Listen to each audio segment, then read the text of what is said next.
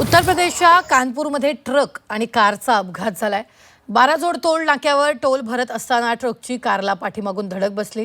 धडकेनंतर container चालकाने घटनास्थळावरून पळून जाण्याचा प्रयत्न केला, मात्र टोल कर्मचाऱ्यांनी त्याचा पाठलाग करून एका पेट्रोल पंपाजवळ कंटेनर थांबवला, तर कंटेनर चालक पळून जाण्यात यशस्वी झाला।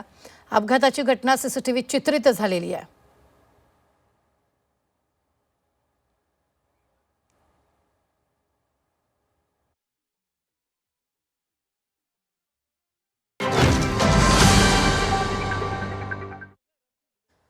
पाहुयात गावगावी 24 तास। पुढील काही दिवस आणि रात्रीचं तापमान अतिउष्ण राहणार असल्याचा सावधानतेचा इशारा यात देण्यात आलेला आहे। नागरिकांनी स्वतःची काळजी घेण्याबाबत आवाहन करण्यात आलेलं आहे। तर चंद्रपूर, गडचिरोली, वर्धा, नागपूर या जिल्ह्यांबाबत मंत्रालयाने इशारा दिला। रत्नागिरीत वाढत्या उकाड्याने नागरिक त्रस्त झालेत। गेले काही दिवस मान्सूनपूर्व पावसाच्या सरी पडल्यामुळे नागरिकांना दिलासा मिळाला होता, मात्र त्यानंतर जिल्ह्यात पुन्हा उष्णतेमुळे नागरिक हैराण झाले।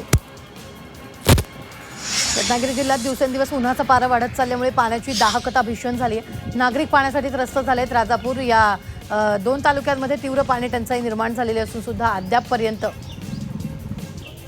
प्रशासनाकडून टँकरद्वारे पाणी पुरवठा सुरू करण्यात आलेला नाहीये। नागरिकांवर पाण्यासाठी वणवण भटकण्याची वेळ आली आहे।